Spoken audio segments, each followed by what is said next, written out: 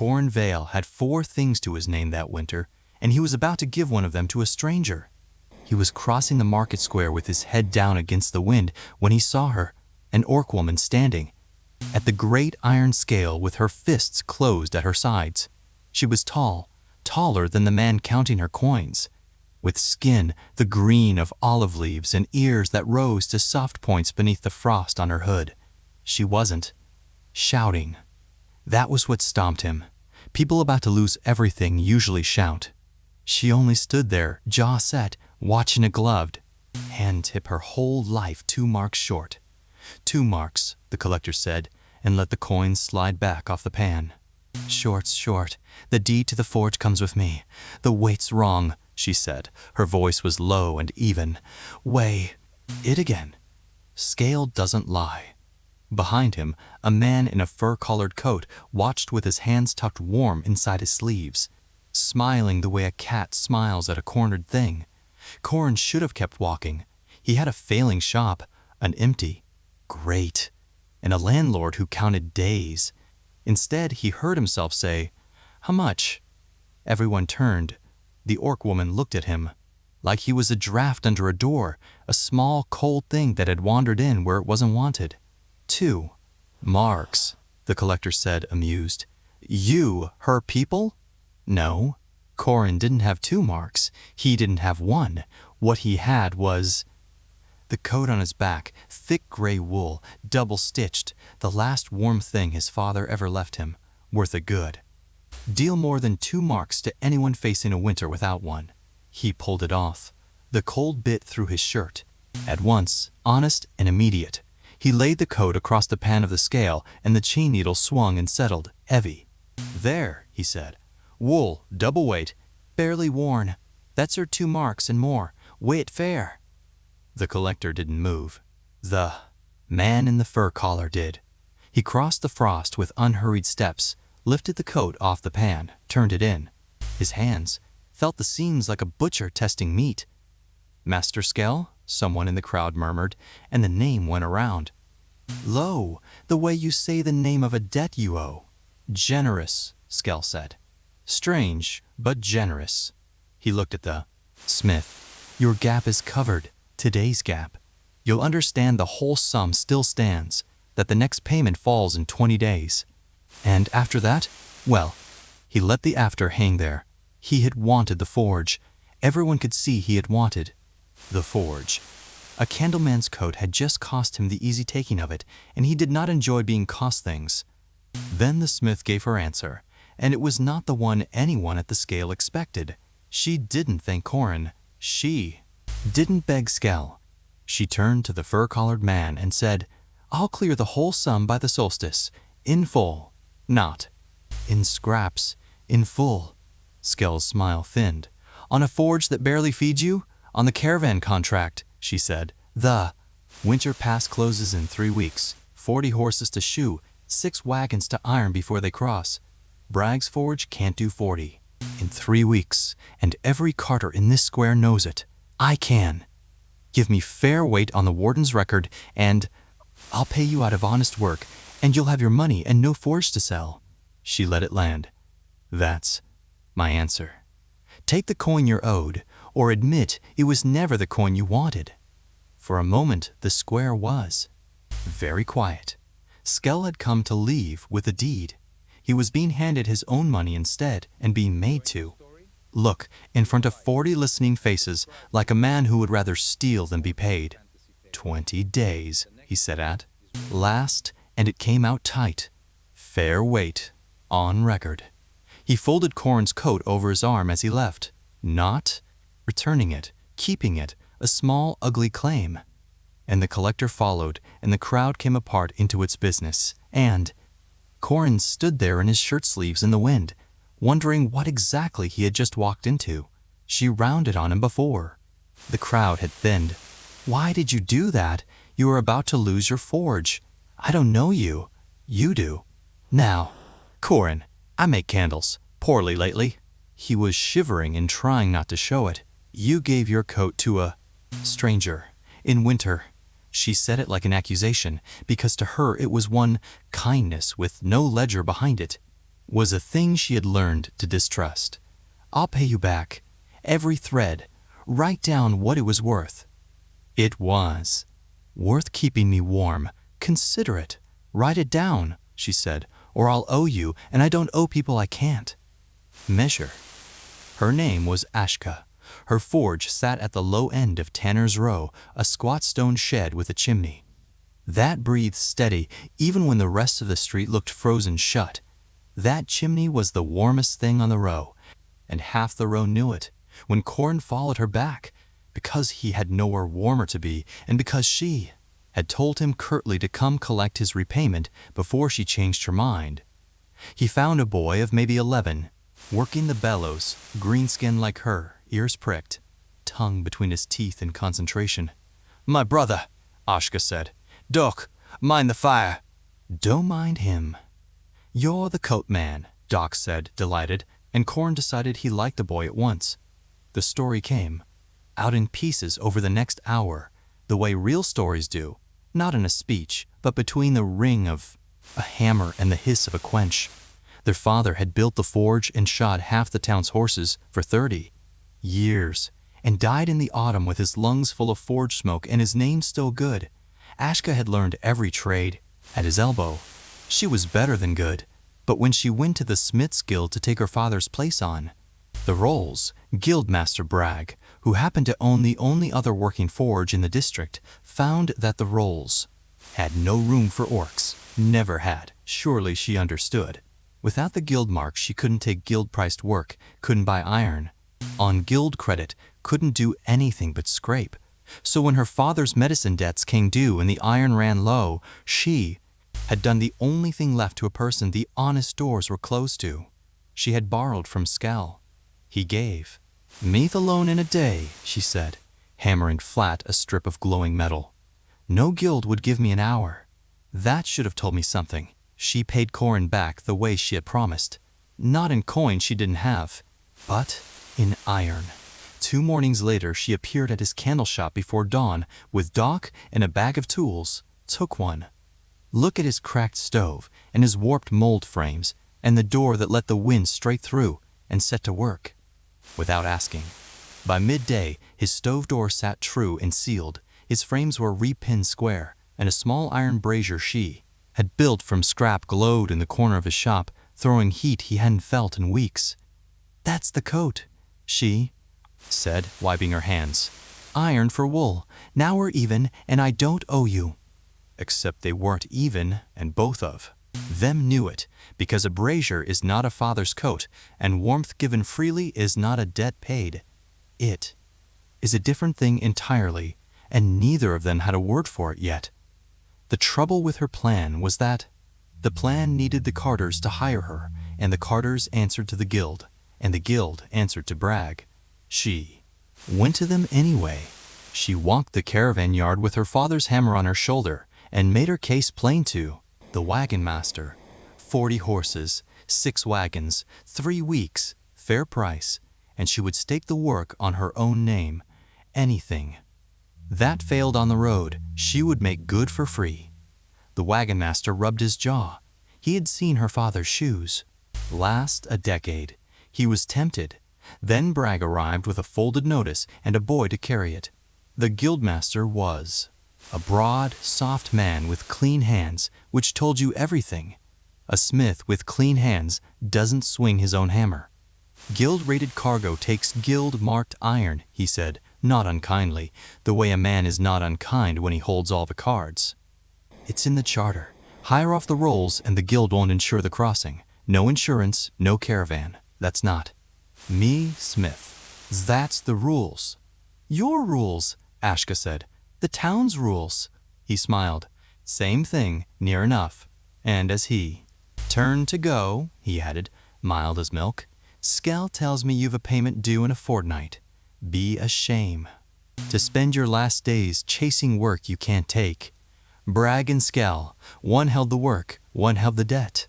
Between them, they had built a room with no way out and put Ashka in it, and all she had to fight with was a hammer and a stranger in shirt sleeves. Corin did the unglamorous things. He couldn't swing a hammer or argue a charter, But he could walk and listen, and he had nothing left to protect but pride, which is cheap. Once you've given your coat away, he started at Marta's stall. Marta sold bread and barley soup at the squares. Edge had watched the whole scale business with sharp black eyes and missed nothing that happened in her square in 20 years. "Scal," she said, ladling out soup she pushed at Corin for free because she had decided he was a fool. "Worth feeding. That man's taken 4 forges, 2 mills, and a tannery in 6 winters, all the same way. Loan in. The fat season, call it in the lean.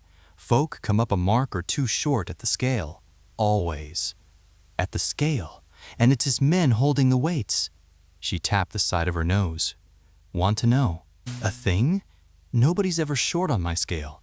I weigh my own bread. Funny how that works." Corin sat with that. Soup going cold in his hands because something in it had started to itch. 2 nights later, the itch got worse, and his ribs got broken. He had taken to sleeping in the forge, the only warm floor he could reach. Without the coat, Skell still carried around town like a trophy. He woke to the door coming off its hinges and the collector filling the frame, 2 more shapes behind him. They didn't say much. "Keep to your candles," the collector said. Once. His name was Gorse. Corin would learn later, and after that it was just boots and knuckles, brisk and businesslike, the kind of beating meant to teach rather than kill. They tipped over the water barrel, kicked coals across the floor in an idle, hopeful sort of arson, and left him curled by the anvil with his lips split and 2 ribs singing. Doc found him at dawn and shouted for Ashka, and Ashka came at a run, and the look on her face when she knelt over him was not the look of a woman keeping a ledger. She had already stamped the scattered coals dead. "Why are you still here?" she said, and it wasn't cruel this time. It was frightened. Somebody had to mind the fire, he said, and it hurt to grin, so he grinned.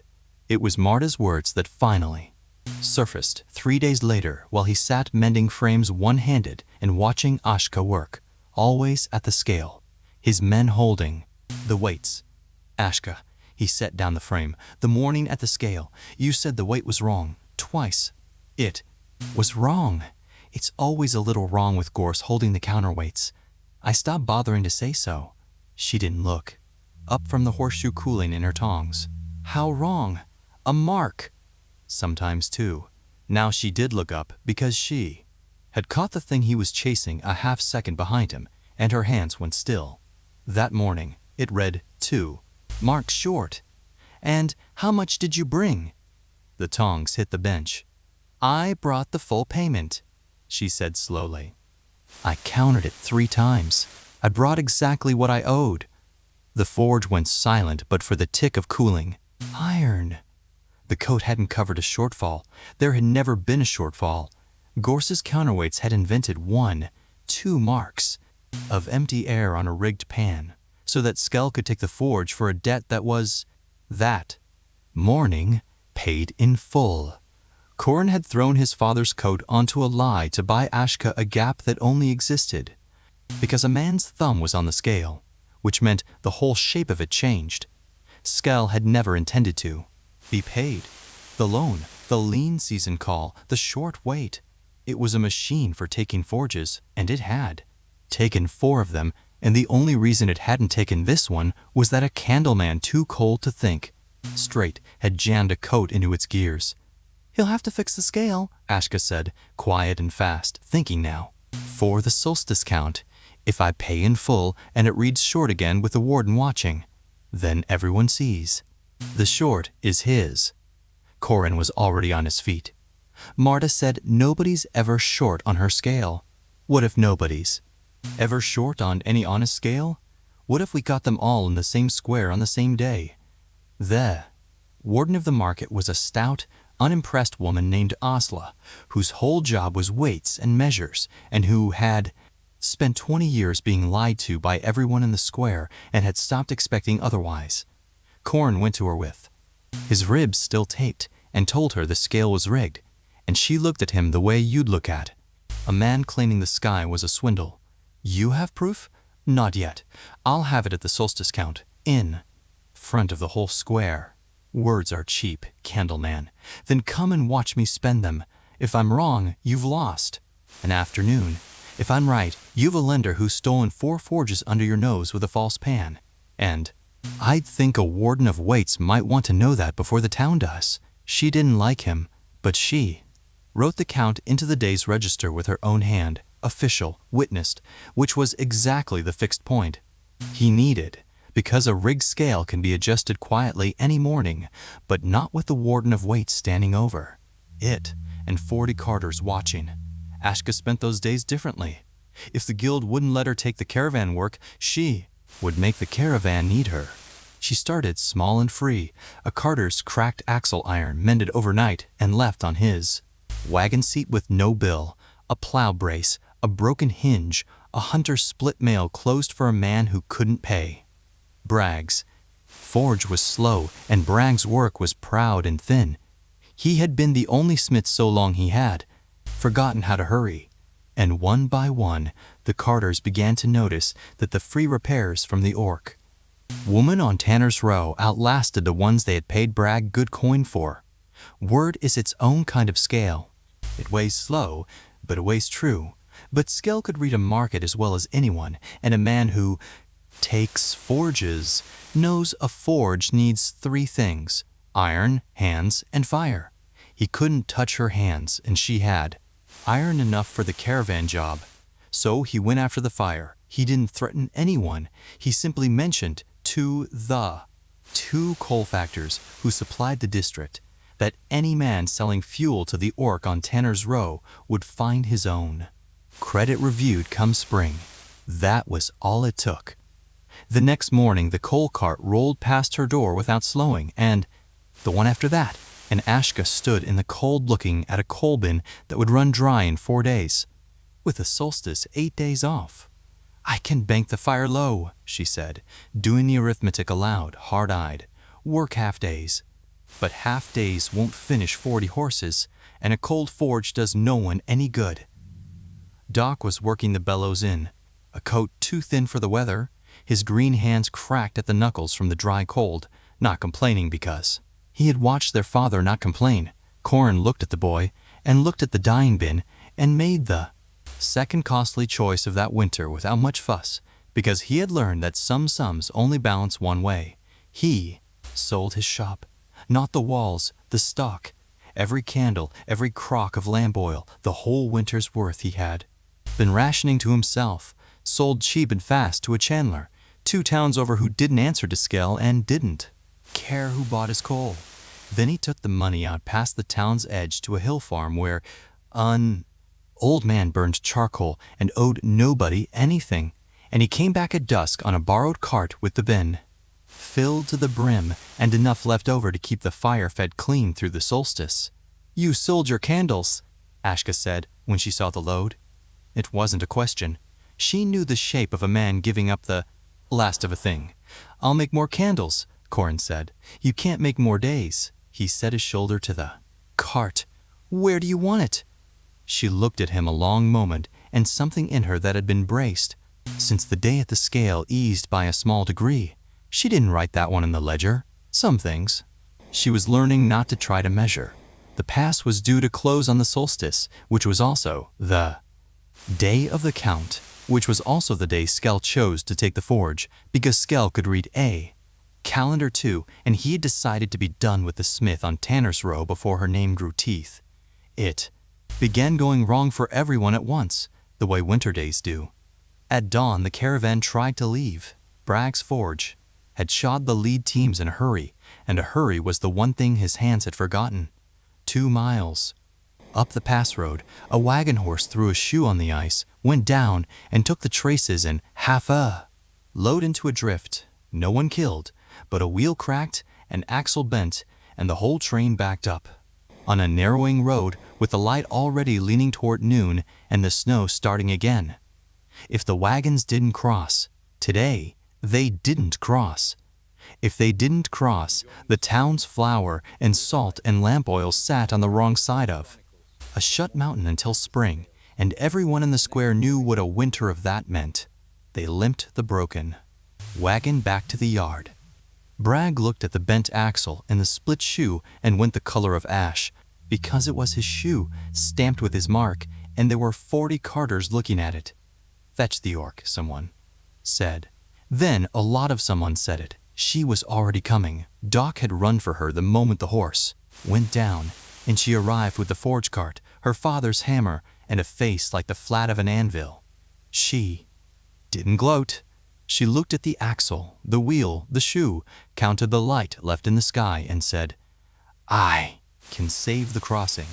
Axle, wheel iron, and I reshoe the 4 lead teams properly. 3 hours. Not a minute I can spare, so nobody spare me one."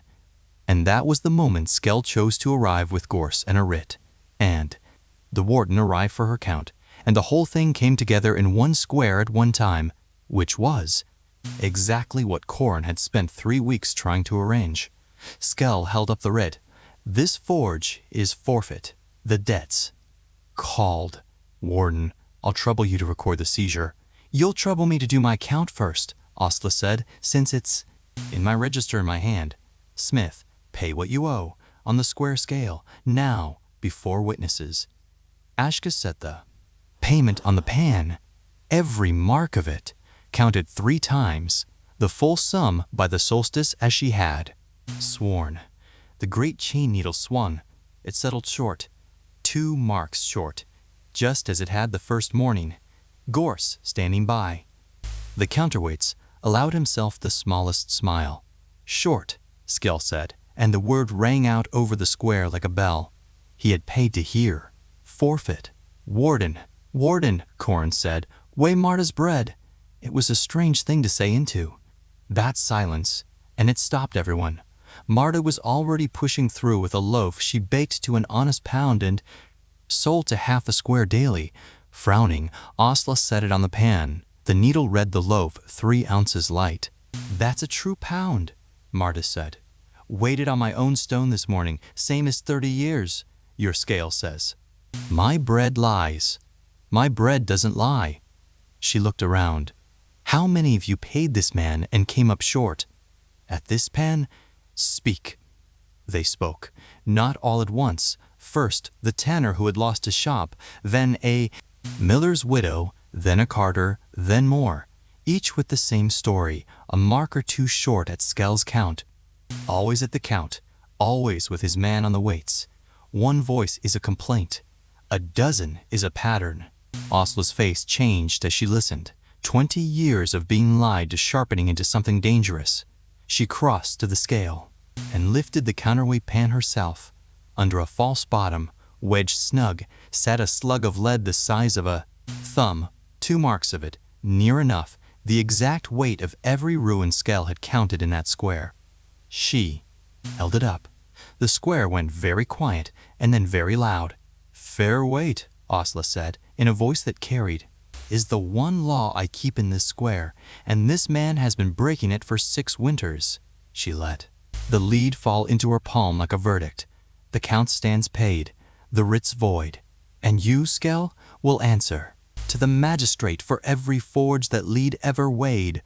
Skell's face worked. He reached absurdly for the authority he had, always had. "This is an orc's word against a chartered lender's." "It's a warden's word," Ostla said, "against a lump of lead in your own pan. And it's the whole square's word behind it." Gorse had already begun edging toward the alleys. 2 carters and the tanner stepped into his path, and Gorse, who was brave with 3 men against 1 sleeping candlemaker, discovered he had no stomach for a square that had stopped being afraid. But Ashka wasn't watching any of it. She had heard the count stands paid, and that was all she needed, and she was already at the broken wagon with her sleeves shoved up because a mountain was closing and a scandal wouldn't cross it for you. What the square saw next, it remembered.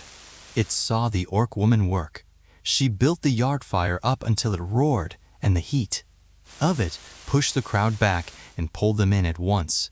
She drew the bent axle iron out cherry red and beat it straight on a portable anvil in a rhythm that didn't slow or stutter, sparks climbing into the falling snow. She sank the wheel's iron tire hot and quenched it hissing so it bit down tight as it cooled. She pulled Bragg's, hurried shoes off the lead teams, and set her own, and anyone who knew horses could see the difference in how. The animal stood after, square, easy, sound. Doc worked the bellows and fetched, and never once got underfoot. Corin, ribs. And all held horses' heads and steadied the wagon and did the small necessary nothing jobs that let a master keep her. Rhythm, 3 hours. She had said 3 hours, and she took 2.5, and the caravan rolled for the pass with a last good light and made the crossing, and the town ate that winter. Bragg didn't leave the yard so much as dissolve out of it. He had stood there the whole time with his clean hands watching a woman. His guild had barred due in an afternoon what his forge had botched in a week in front of every carter. He depended on. Nobody had to make a speech about it. The wagon master simply walked up to Ashka while the iron was still warm and said, "Next season's shoeing is yours, all of it, guild mark or no."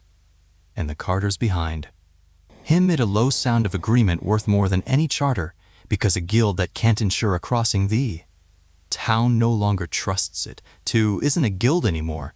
It's just a man with clean hands and a grudge. The guild took her onto the rolls within the month.